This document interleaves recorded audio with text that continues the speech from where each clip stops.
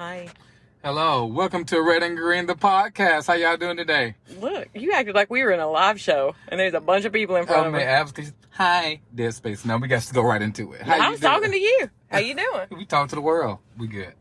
I mean, we good. The world can hear us. I'm really just talking to you, though. I don't think so. You do, too. So I have one thing I'd like to clear up. What's up? What's that? At the public.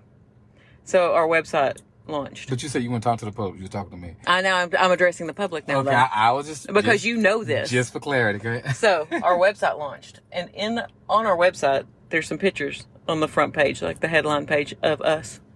And in one of the pictures, I have on a tank top. Okay. And all the other pictures, I've got on like a shirt or a hoodie or whatever. Mm-hmm. So a lot of people think I have a chest piece tattoo. So, fun fact. I do have tattoos. But nothing like in that picture. All of those in the picture on the Facebook page are drawn on. It's by one of my best friends here in Florida. She has this huge Halloween party every year.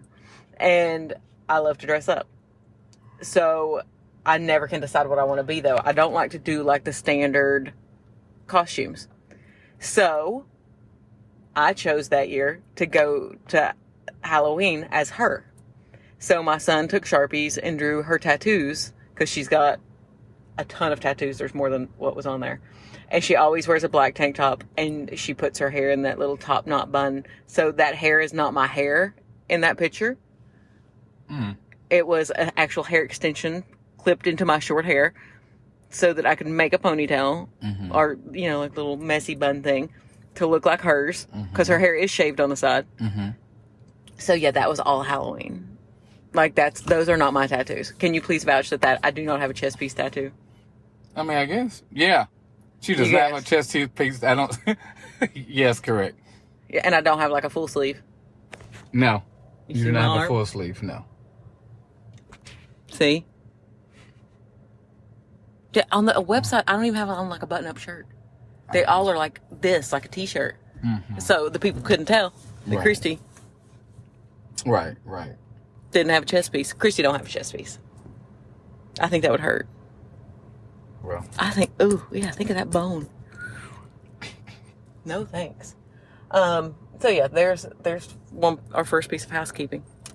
Good. Kristie don't have a chest piece tattoo. Any more housekeeping? No, that was housekeeping. Okay, good. No corrections. We're pretty pumped with everything we said last week. How was your week? Busy. Don't say that you worked. We don't want to hear it. Well, you don't want to ask how's my week. I will lie. Busy with doing nothing. No. Yeah. No, working. Busy, getting ready for the school year, so I'm excited. For school? Yes, I'm so excited to get started. I finished school. Congratulations. I'm so excited to be done. I mean, I didn't finish forever. I finished for 3 weeks. Yeah. But that's a good 3 weeks. Okay. It's going to be a good 3 weeks. Good. This morning, guess what time I got up? What time? Like 8. And when I got up, guess what I had to do? What? Nothing. No homework. I wasn't like, okay, I got to write 3 papers before I can go do this, this, and this. Right. I was like, thank the Lord. Yes, thank the Lord. I was glad. I'm glad. It's nice not to have to do homework like that. Right.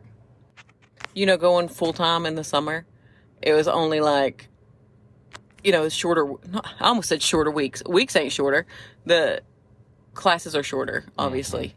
So I don't know if the classes were harder or because it was just like such a shorter amount of time. I felt like I had so much more homework. Really? But I'm done with homework now. Good.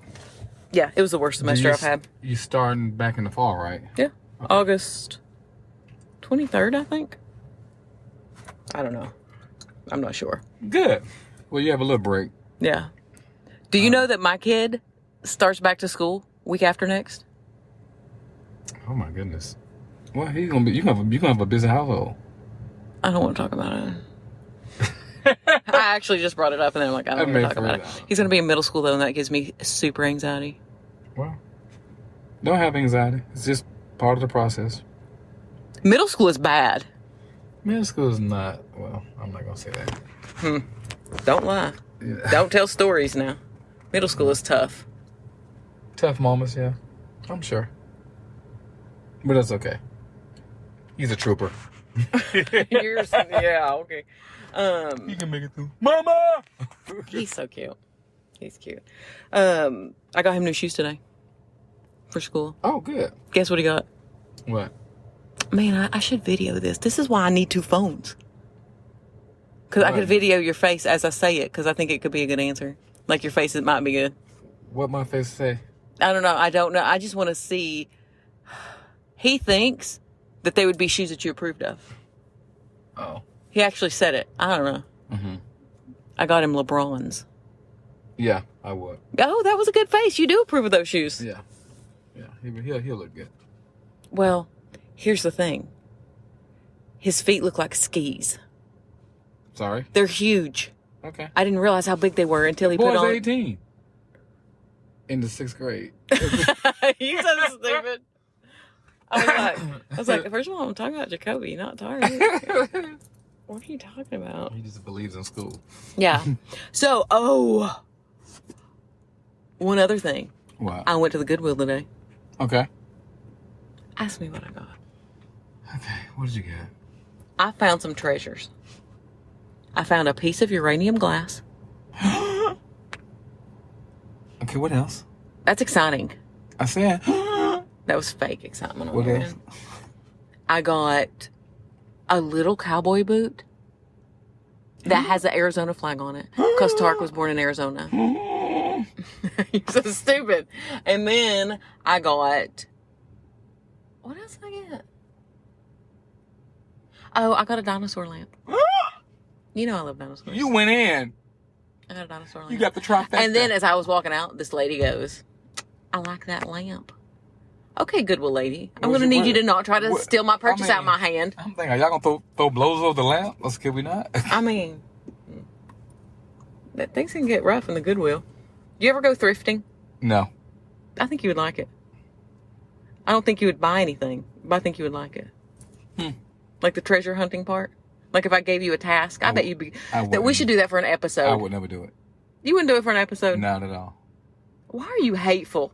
I'm not hateful. You are hateful. Okay, whatever you call it, but I won't do it. I sent you a picture the other day. What did I say that I wanted to make a comeback? I don't remember. You don't remember? Not because you were very against it. I don't remember. I'm against a lot of things that you say. A leisure suit. I would never wear a leisure suit. Yes, you could rock a leisure suit. You like suits? It's just leisured. It's just a casual suit. What's wrong with you? Girl, you got Come on. You like suits. Listen, this brother. You like casual. This brother it's the best would not of both be worlds. Oh, this brother would not do it. Sorry. I think the leisure suit needs to make a comeback. Or a go back. No. or a return. I want it to return. To the closet. No. No, I think, come on, guys. Bring the leisure suit back. It was great. Okay. You could do the hustle in it. Was that time frame? Leisure suits? Was that like in the hustle time frame? I have no idea. Actually, I don't know because I wouldn't wear it in any era. So really? It wouldn't even matter to me. Listen. Mm-hmm. I'm getting ready to give you a compliment. Okay. Don't turn it dark. Maybe. You could kill a leisure suit. I've seen a leisure suit. They look dead as is. No, they don't. So, I love them. I'm like, that's a beautiful piece of curtain that I would never put on my body. There is some. I have Googled them since then, since I saw the one. There are some. I will give you that. That does look like a curtain. There are, but you didn't have to have a curtain-styled leisure suits. Look, I can't even say it anymore. You know why? You know why? Say it. I can't say it. I can't say it no more. I won't correct you because you're supposed to be saying suit. Because you don't supposed to be saying that to me. That's why you have a problem saying it. I think I should say it. So, I heard a quote this week. I'm going to read it to you. Are you ready? Yeah. It's from Gary Vaynerchuk. You know who that is, right? Mm-hmm. Okay. It's easier to complain than take accountability. Okay. You want me to say that one more time? Okay. It is easier to complain than take accountability. Why do you think we do that as people? And how do you prevent yourself from falling into that trap? Let's do the first part. What's in that? Why do we do that as people? It is easier to complain than to take accountability. Well, I mean, I think there's many different reasons why people do many different things. So, one thing that jumps out at me, and this is not coming from being an expert psychologist, or because that's not what it's about. Oftentimes people don't want to own their things because they have to then look at themselves and work on what their shortcomings are. It's so much easier to sit there and say, you did this, not ever talk about the environment may have been created for those things to happen, and owning your part in it also. And then, then you have a different spin on this and a different spin on that, and you literally don't grow from that. You think you grow from it, but you just really don't. So, it's like, it's just a cycle to where you just constantly blaming other folks, but you're never owning your stuff, or you don't own it completely. Right. You touch on it, but you're not gonna, because that's too much work. Corporately speaking, like at work, I learned that when people are accountable, they take accountability like for their team, rather than saying, well, this person didn't make this phone call, or this person didn't do this, or this person didn't do this, and this person didn't do this. The people who say, it was my fault, I made a mistake, I'll get it handled, they then go handle their people. Right. But they don't throw other people under the bus, seem to be the ones who keep moving up and up and up and up and up. Yeah. Does that make sense? Yeah. And the other thing is that sometimes people don't do it because at the end of the day, everybody just wants to be liked. You want to be accepted. So therefore, I'm going to say it's someone else because I don't want to be rejected. So sometimes it's not even as deep as the things that we initially said. Some things are just, you want to be liked, you want to be accepted. And therefore, I don't want to be rejected. So what do I do? And so when we learn to be authentically who we are and not let someone try to define who we are, you start growing. And so it's, it kind of gets a little deeper. That's what I think. I think I don't do this, but I think a lot of people do this. I know a lot of people who do this, but I personally don't do this. But what you said, where you said that people want to be liked, so many people I know walk around trying to get people to like them who they don't even like. They waste their time trying to get the approval of people that they don't even like. That blows my mind. Well, I agree with that. But in my head is the reason is why. The question is why. You find out what your why is, you can kind of navigate that, And so that's where my head is. It's like, well, why is it that way? That may be true what you said, but why? What happened in your life in which that person has to, you have given your keys to that person to treat you, make you want, their attention, or make you want, what was it? And oftentimes it goes back to being a kid, or it's not necessarily that moment. Right. And so it's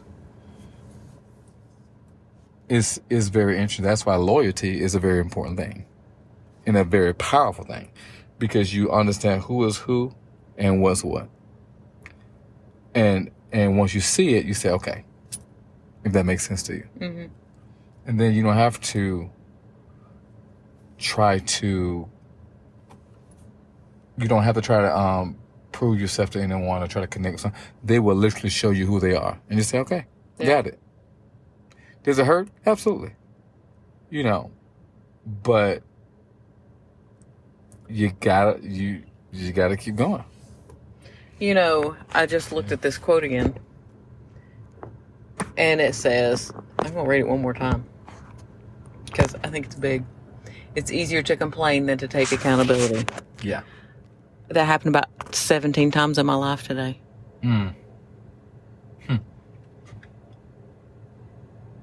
like thinking about it. Right. Myself included. Mm-hmm. I got a little cranked earlier. Mm-hmm. That's country talk. Getting a little cranked. I got a little cranky, a little upset. My mom used to say cranked. Mm-hmm. And so I say it. Got a little cranked. Right. Earlier. And it's one of those things where it was like if you put, like I was like a little fireball Tasmanian devil, like running in a circle. And then I started blaming the previous problem for why I was being mean then. And it probably didn't, probably contributed, for sure. But also, it's easier to just say, hey, you know what? I was hateful and I shouldn't have been. I'm sorry. Yeah. Because that's the right thing. It doesn't matter it doesn't matter, really. I mean, intention, like, if you don't intend to hurt someone and you do, or if you don't intend something ill, still, though, really, the end is the outcome, right? Yeah. Like, if you hit me with a car on accident or on purpose, if I'm in the hospital, I'm still in the hospital. Yeah. I mean, I might appreciate the fact that you didn't mean to, but the outcome is still in the hospital, right? Right. So, if you just own it, a lot of times it can make it a lot less painful. Right. Right.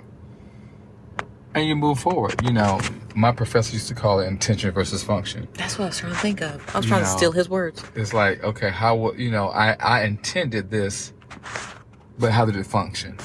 If it didn't function the way that you intended it, just apologize for it.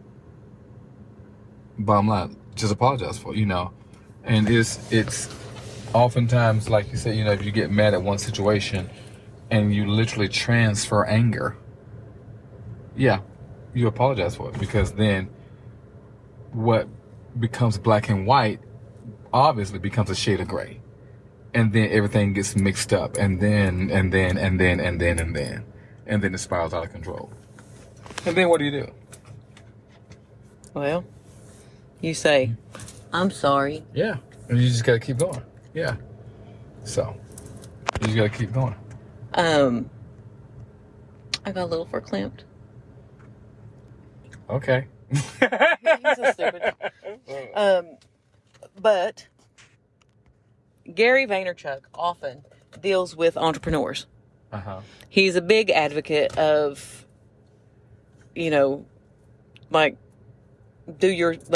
get your hustle down, do your thing. And when he was talking about this, when he said this quote, what it made me think of was how many people complain about not being successful. And did they do the work though? You know what I mean? Yeah. Did you do the work though? I can't get mad. I'll make it real dumb, for example. I can't get mad at you for winning the lottery if I didn't go buy a lottery ticket. I didn't play. I can't get mad at somebody getting a promotion if I didn't do the work. So, do you complain about it? Or do you take accountability and say, hey, this is what I didn't do, or this is what I did do that didn't work. Now I'm going to redo what didn't work so I can get to where I want to go and stop the complaining. Right. You know what I mean? I complained about my classes in the summer. And guess what I won't do again? Take 4 classes in the summer. Learn my lesson. You learn your limits. But, you have to understand that just because if you fall down with something, doesn't make you a failure. Right. You just found a bunch of ways that it didn't work. Right. And so it becomes literally a part of your story. There are many things that I've applied for that I have not gotten. There are many things, with choirs that I've done, competitions that I didn't win, or, different things of that nature. It's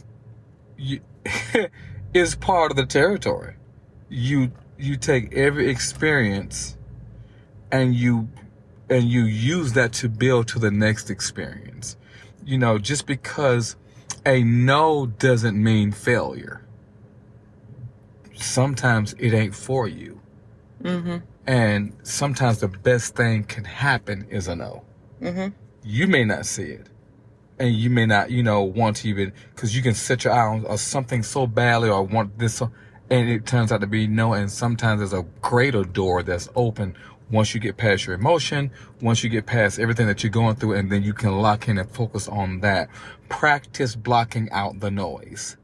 Right. Practice blocking out the chatter, the noise, and you lock in on what you're supposed to be doing.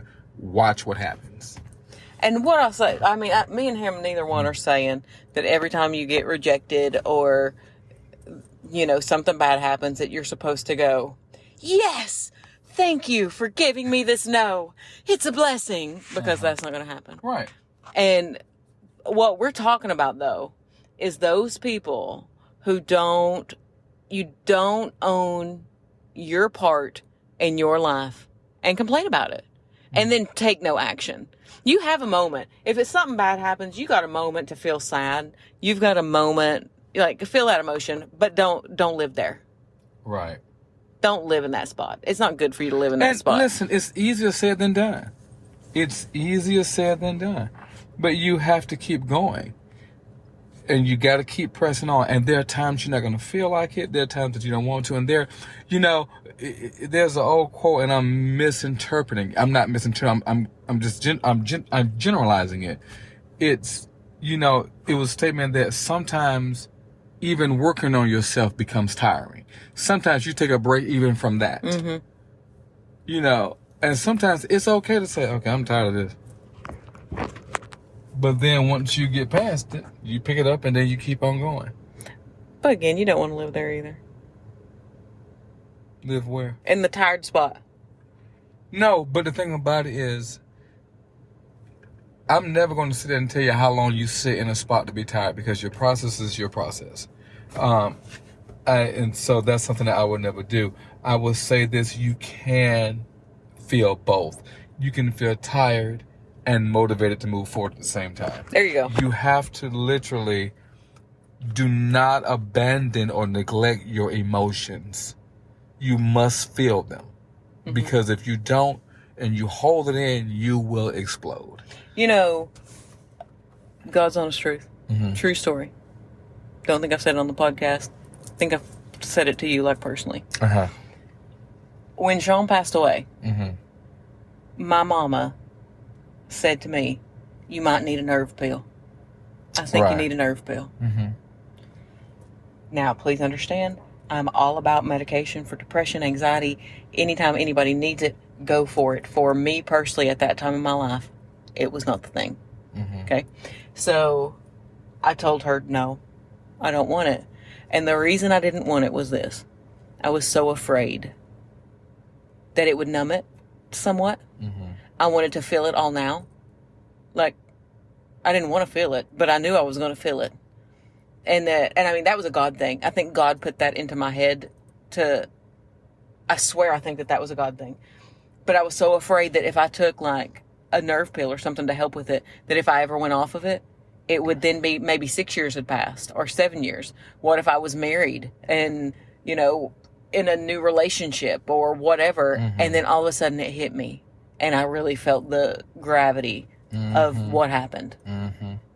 I thought, I need to work through this in a proper timetable. I don't know if it'll be a year, 4 years, 20 years. I didn't know what it would look like, but I knew I needed to feel it. Right. And there's something powerful. And this is the first time in my life, because I am, contrary to popular belief, I'm a touch type A personality and like things to go my way. I'm a little bit of a perfectionist. I almost went on a side rail. Say perfectionist to me in a minute, because this is good and you'll agree with it. Okay. But I literally sat at home right after he died. I knew that I was broke. Mm-hmm. I was getting ready to have to now I'm going to have to pay for a small child to be in daycare, which is expensive, and I didn't have the money for it. And I didn't care. Right. In that time, which is completely unlike me. Mm-hmm. To not worry about a bill, but I just didn't care. I was like, well, in that moment I realized that there's bigger things. Right. That part can be figured out. Right. Don't worry over the things that can be figured out. In that time. But one thing I'd say, and to all of my perfectionist people out there, let me tell you what I was told, and this is true, but I'm getting ready to hurt your feelings from one perfectionist to another. As a perfectionist, I cannot handle criticism or constructive criticism. I don't do well with it. I really don't. And you want to know why? Because if you criticize me, I'm not perfect. So to criticize a perfectionist is to tell them what they were doing was wrong, which means they weren't perfect, which obviously we're not perfect, but we don't like for it not to be perfect. So it's very hard to accept constructive criticism because it's you telling us that what we did was wrong. So we will also at times then do nothing for the fear of it not being perfect, because if we can't make it perfect, we don't want to do it. And I'm the direct opposite. Yeah, and this is why a podcast is huge for me. I am the direct opposite. I want the constructive criticism, and because I want to grow, because I know I'm imperfect, and I try my best to get it right. That being said, but my problem is sometimes you can't take everyone's advice, and sometimes I seek out too many people's advice. I have a core people, a couple of my professors and a couple of teachers.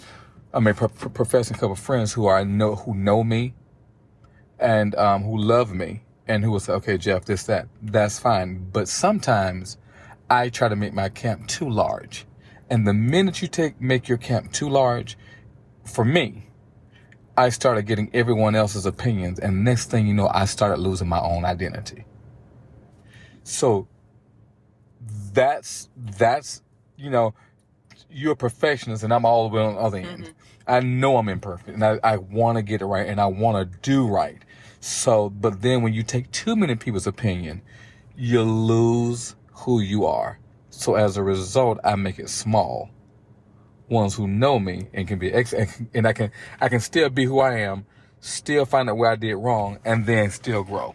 Well, and I know I'm imperfect. I just don't believe I do things imperfectly. No, I mean, I actually know I do them, but I try my best. No, for real. I try my best to make it perfect. Right. Listen, when we started this podcast, we had 547,6,802 episodes. Mm-hmm. Not really that many, but a lot. And I deleted them all. Mm-hmm. And I deleted them all because what I literally did was try to make them perfect. Right. I mean, we had a setup. There was mics and there was editing done. Mm-hmm. And I hate the way my voice sounds. Like, I literally hate what I sound like right now because in my head, I don't sound like this. Right. I think my voice sounds weird. But anyway, so. And I can't listen to myself speak. So it's like listen to my choirs. I won't listen to my choir maybe till like a year or so later. So when we drop these podcasts, I don't go back to listen to them. I'd say, no, me either. Me either. Because I will hear too much. I said, okay, I got to let that go. And so the way that we record now, fun fact, is literally we just start talking as you see at the beginning. Yeah. And we don't stop. We kind of have an idea. It's like, I'm going to read this one thing. We are not scripted at all, which is why we can kind of go down a railroad track. But it's whatever. Right. It's whatever. But if I try to edit it, I'll edit everything out. The only time that we stop is if one of us coughs. Yeah. And if it's a quiet cough, we'll allow it. Because it's about being organic and having conversations. Understand, cause I'm not a podcaster. This is, you don't want to say, you kind of are.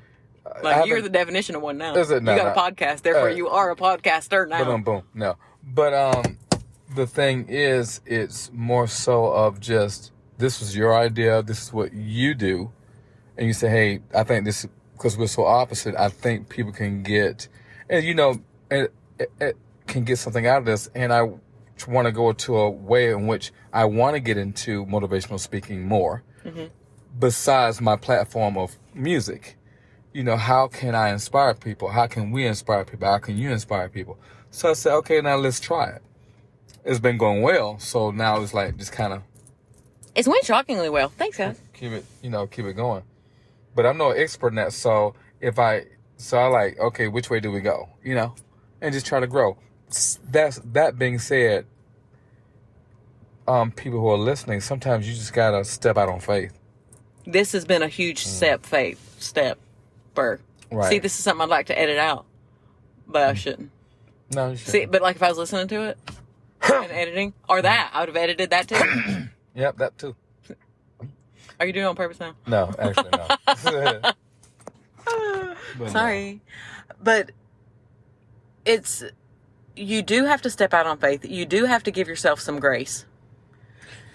You do have to also understand that everyone doesn't want you to be successful. If that's not the truth. And everybody's not going to be in your corner. And you know. And the thing about it is, you don't need everyone in your corner. You just need someone to believe in you. Someone. Mm-hmm.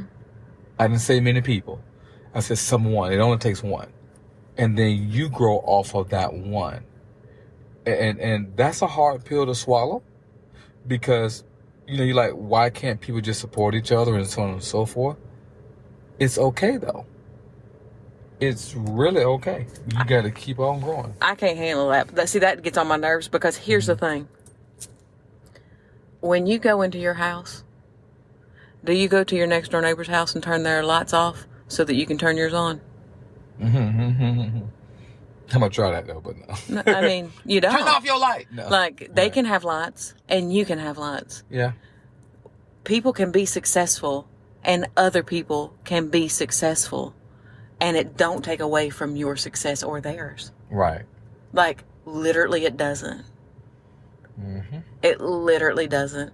And you will see so much catty garbage of people trying to tear down other people all the time. I saw this thing on Facebook. No, I didn't. It wasn't Facebook. It was Instagram. Mm-hmm. And it was about cancel culture. Uh-huh. Which I didn't understand, but me and Michelle had a big conversation about that because I did not know exactly what it was because there was this thing, and a celebrity had posted about it, and I'm not going to say the celebrity's name just out of kindness because I don't really know the backstory. Right. But apparently the celebrity was getting canceled for something she had done. And I mean, like, listen, I don't know them, but their life is in the public eye. Like, she was really hurt. Yeah. Like, her post was very hurt. And, like, she didn't know whether to go outside. She was nervous, a little bit scared. And it's like, why you got all of these keyboard warriors sending mean... You know, I'm a believer. Like, I love Justin Bieber. Okay. I'm a huge Justin Bieber fan. Mm-hmm. People send his wife mean messages saying that he should have been with Selena Gomez. Mm-hmm. Who are you, Brittany from Wisconsin, who is sending a message to Justin Bieber's wife? Haley, I think is her name. Mm-hmm. I don't believe that he cares what your opinion is. Yeah. Over his partner. And that's just mean. Mm-hmm. Like, it's just mean to say that to somebody. So, people quit being mean. And being keyboard warriors. We went down a railroad track on that one. You sure did. Okay, let's wrap it up. Couple things before we go. I got some questions for you. Okay. See, I just paused it and came back because I forgot what the two questions were, so I had to find them. First of all, Jeffrey, are you ready? What is your biggest fear? Failure. Oh, you went and got poetic. I thought you were going to say, like, I refuse. Roller coasters. I refuse failure. So, therefore, I refuse to fail. Won't do it. And that's been something with me since I was a kid. Okay, give me a funny one then, because now my answer's dumb. No, it's just, you didn't say how funny, it's failure. One of the things, yeah. So. What's a funny one? The funny thing you're afraid of? I don't know. Spiders? What was the question again? What is one thing that you are afraid of? What's your biggest fear? What is my biggest fear? Failure. You said that, but I want to know, like, a funnier one. Oh, yeah, spiders. I'm scared of spiders. I don't play with them. I see a spider, I'm going the other way. I'm afraid of frogs. I am. Lord. Things that jump at you? And they sticky. And some of them here turn the color of the wall. Like they'll be on the table and they're green, and then they jump on the house and they're like beige. It makes me throw up in my mouth. If we want a serious one, it's coming upon a decomposing dead body. That scares me. Ugh. Yeah. I've watched way too much NCIS. Yeah. Especially here lately. Mm-hmm. But, okay. What is your favorite thing to blow money on? If I gave you $1,000 right now and said you had to spend it on yourself. Clothes all day, suits all day, every day. Twice on Sunday. What do you think mine would be? Makeup. It so would be. High five. Listen. Makeup. Yes, my makeup mimics that of a drag queen on good days. I love it. Alrighty there. I love it. My face is artificial and it makes me feel beautiful. It's not artificial. Listen, when I get my spackle, you know, like them things that artists mix their palettes up with, I take one at night and go and scrape it off. No, you don't. I'm just kidding. I don't do it I mean, like I don't know that why bad. you're being so extra. I'm just being funny. And then there was one more.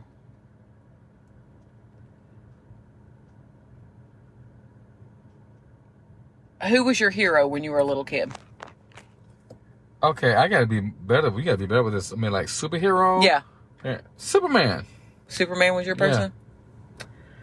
I love Strawberry Shortcake. I don't think she's a hero, though. But she was my hero. I don't even know how to respond to that. I mean, I still really like her. Okay, maybe that's your hero then. You're not being judged. You know what? Your face is very rude right now. Okay, well, hope that was entertaining. Okay, guys. Wrap it up, Jeffrey. Are you gonna tell them where to follow us? No, you do it, because I always forget. So, if you like this podcast, please rate, review, and subscribe. It really helps us out a lot and helps us move up those charts so other people can hear us. Also, follow us on Instagram at Red and Green. The podcast. Oh, sorry. Mm-mm. I was dumb. And sorry. Listen, then like us on Facebook, and we have a Twitter, but we don't know how to use it really. But it's there. Okay. You should handle the Twitter. Yeah, no, that won't happen. All right, well, fine. But yeah, so thank you so much for listening. We really appreciate it. And we'll see you next time at Red and Green, the podcast.